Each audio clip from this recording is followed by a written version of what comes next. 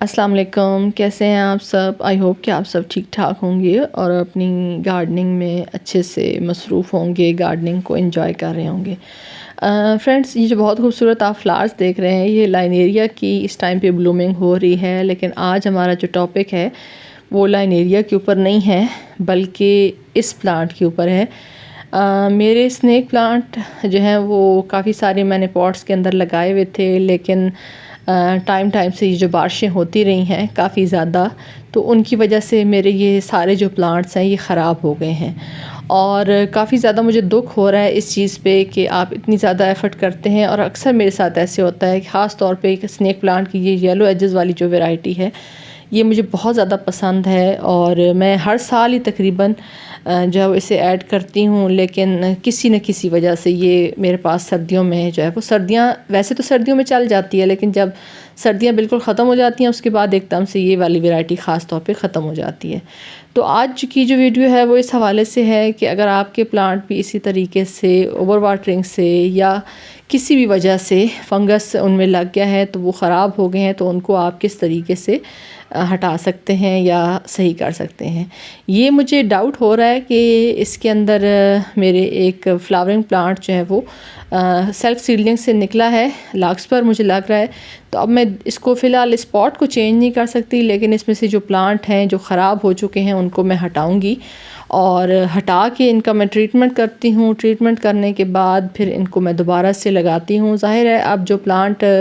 जिनकी रूट्स गल चुकी हैं उनको तो आप एज अ कटिंग जो है वो लगाएंगे, जब उनकी रूट्स नहीं रही तो ज़ाहिर है आपके पास दूसरा कोई ऑप्शन नहीं है सिवाय इस ऑप्शन के कि आप इनकी कटिंग्स दोबारा से लगा दें।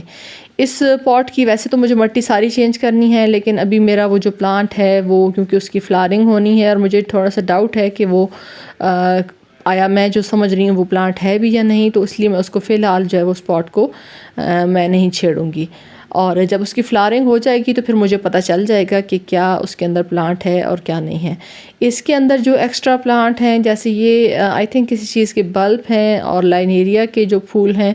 वो मैं इस पॉट में से भी नहीं हटाऊंगी, क्योंकि इन दोनों चीज़ों की जो है वो, मुझे लाइनेरिया के सीड्स चाहिए और बल्ब्स जो हैं वो थोड़ा टाइम के बाद फिर मैं इसमें से हटा दूंगी। लेकिन मैं अपने पॉट्स में से ये जो अफेक्टेड प्लांट्स हैं ये दोनों मैं ज़रूर हटाऊंगी, क्योंकि ये काफ़ी ज़्यादा इनके अंदर जो है वो फंगस एक्टिव हो चुका था। तो अब अगर इनको ना हटाती तो जो इनकी स्टेम्स रह गई थी जिनको आप दोबारा से कटिंग से ग्रो कर सकते हैं, वो भी नहीं बचनी थी, बल्कि ये पूरा जो है वो गल जाना था। और फंगस लगने की जो मेन वजह होती है वो ओवर वाटरिंग होती है, चाहे आप ख़ुद पानी बहुत ज़्यादा दे रहे हों या फिर बारिशें बहुत ज़्यादा हो रही हों। मेरे यहाँ की जो सॉइल है वो तो बहुत अच्छी है, लेकिन सॉइल बेचारी का भी क्या कसूर है कि जब आप मुसलसल सॉइल के अंदर पानी जो है वो जाता रहे। मैं ख़ुद तो इनको इतना ज़्यादा पानी नहीं देती, क्योंकि मुझे पता है कि स्नेक प्लांट को इतना ज़्यादा पानी पसंद नहीं है, लेकिन जब टाइम टाइम से बारिशें होती रहती हैं और उस वजह से ज़्यादा जो है वो आपका प्लांट जो है वो ख़राब होता है। तो ये मेरे काफ़ी बड़े बड़े प्लांट्स थे, और काफ़ी ज़्यादा आप डिसअपॉइंट होते हैं उस लिहाज से कि आप इतनी ज़्यादा मेहनत करने के बाद इन प्लांट्स को जो है वो जब इस एज तक या इस साइज़ तक लेके आते हैं, और उसके बाद एकदम से आपके जो प्लांट्स हैं उनके अंदर जो है वो रूट रॉट हो जाए या रूट्स गलना स्टार्ट हो जाए, तो फिर काफ़ी ज़्यादा आप परेशान हो जाते हैं। एक प्लांट इसमें से बिल्कुल सही था, उसको मैं 1-2 दिन जो है वो ऐसे रखूँगी ताकि थोड़ा सा वो ड्राई हो जाए। लेकिन ये जो दूसरा प्लांट था इसको मैंने जब चेक किया तो ये बिल्कुल नीचे से गल चुका था, बहुत बुरी कंडीशन में। और एक चीज़ हमेशा याद रखिए कि जब आप फंगस अफेक्टेड प्लांट को ट्रीट करते हैं तो आपने इसको वहाँ तक कट करना है जहाँ तक इसका फंगस एक्टिव है। अगर आपने थोड़ा सा ये करना है कि नहीं, थोड़ा सा येलोइश एरिया छोड़ के मैं इसको मतलब कट इस तरह से कर रही हूँ कि इसके अंदर से जब तक ये वाइट पार्ट नज़र ना आए स्टेम के अंदर से, उस वक्त तक आपने इसको कट करना है। क्योंकि अगर ज़रा सा भी इसके अंदर फंगस रह गया तो जब आप दोबारा इसकी कटिंग्स लगाएंगे तो फंगस दोबारा से एक्टिव हो जाएगा। तो अभी जो है वो इनकी ये देखिए, ये मैंने कट किया है, और यहाँ से अब ये जब वाइट हिस्सा इसका नज़र आ रहा है तो मीन्स कि अब इसके अंदर से सारा जो फंगस वाला पार्ट था वो मैंने कट कर दिया है। और कट करने के बाद ये जो फंगस अफेक्टेड पार्ट है इसको आप बाहर फेंक दें, कंपोस्ट वगैरह में मत डालिएगा, क्योंकि ये फंगस जो है वो फिर बाद में एक्टिव होके आपके बाकी जो सॉइल है उसके अंदर भी ख़राबी पैदा कर सकती है। तो इन कटिंग्स को मैं कट करूँगी और छोटे छोटे पीसेस के अंदर कट करूँगी। सॉइल जो है वो मेरी माशाल्लाह से अच्छी वेल ड्रेन सॉइल है, और एक छोटा सा पॉट मैं ले रही हूँ। छोटा पॉट क्यों ले रही हूँ, उसकी एक वजह है ताकि इसके अंदर ओवर वाटरिंग ना हो सके, क्योंकि अगर आप बड़े पॉट के अंदर कटिंग्स लगाएंगे तो मे भी पानी देते हुए कभी कभार आपसे गलती से भी पानी ज़्यादा हो जाए तो फिर वो दोबारा से आपका प्लांट जो है वो उसी प्रॉब्लम में आ सकता है, जिसको ख़त्म करने के लिए आपने इस पॉट के अंदर लगाया था। तो हमेशा छोटे पॉट के अंदर अपने जो फंगस अफेक्टेड प्लांट हैं उनकी कटिंग्स लगाएँ ताकि ओवर वाटरिंग का चांस जो है वो कम हो सके। तो अब मैंने इसके अंदर जो है वो सॉइल भर ली है और कटिंग्स जो हैं वो छोटे छोटे पीसेस मैंने कर लिए हैं। और इस टाइम पे जब मैं इनको कटिंग्स को जो है वो लगा रही हूँ तो मैं इनको पानी नहीं दूंगी। कम से कम एक हफ़्ता मैं इसको बिल्कुल भी पानी नहीं दूंगी, ताकि ये जो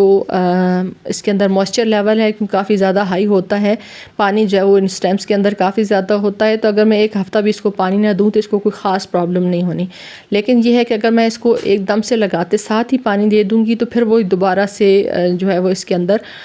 गलने का जो अमल है या फंगस का वो दोबारा से शुरू हो जाएगा। तो अभी इसको लगाने के बाद इसको हम रखेंगे शेडी प्लेस पे, और एक हफ़्ता जब गुजर जाएगा तो उसके बाद मैं इसके अंदर पहला पानी दूंगी और उसके बाद पानी तब दूंगी जब ये सॉइल बिल्कुल ड्राई हो जाए, क्योंकि अब आगे मौसम थोड़ा सा चेंज हो गया है, सॉइल हमारी जल्दी ड्राई हो जाएगी गर्मियों के मौसम में। और इनके जो गलने की वजह थी वो ये थी कि सर्दियों में पानी जल्दी ड्राई भी नहीं होता और बारिशों की वजह से ओवर वाटरिंग जो है वो ज़्यादा होती रहती है। तो उसके अलावा ये जो येलो एजेस वाले हैं इनको मैं लगाऊंगी, लेकिन मुझे पता है कि जब येलो एजेस के आप इस तरह से लीफ लगाते हैं तो उसके अंदर वही कॉमन जो ग्रीन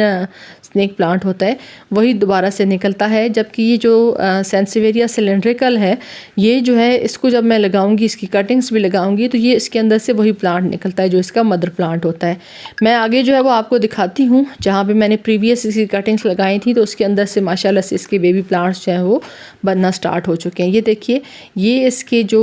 कटिंग्स मैंने लगाई थी सेंसिवेरिया सिलेंड्रिकल की, तो ये इसके अंदर से इसका बेबी प्लांट जो है वो बन चुका है, और जो इसकी स्टेम्स थी जिसको मैंने लगाया था वो इसके अंदर जो है वो ख़त्म हो चुकी है, लेकिन जाते जाते हमें जो है वो इसका बेबी प्लांट जो है वो मिल गया है। तो आप बाकी भी सारे मेरी देख लें जिस तरह से मैंने लगाई थी एज़ इट इज़, इसका भी यही इसी तरीके से रिज़ल्ट आएगा। थोड़ा सा डिसअपॉइंट हो जाते हैं गार्डनर्स, लेकिन ये है कि मैं साथ साथ आप लोगों को ये भी बता रही हूँ कि आप इस तरीके से इसकी कटिंग्स लगा के इन प्लांट्स को दोबारा से रीग्रो अपने गार्डन के अंदर कर सकते हैं। अब उम्मीद तो की जा सकती है कि जिस तरीके से जिस अच्छी सॉइल के अंदर मैंने इनको लगाया है अब दोबारा से इनकी कटिंग्स जो हैं वो लग जाएंगी। पहले इन कटिंग्स के अंदर रूट्स आती हैं और बाद में इनके अंदर baby plants. Thanks for watching, अपना ख्याल रखिएगा, अल्लाह हाफिज़।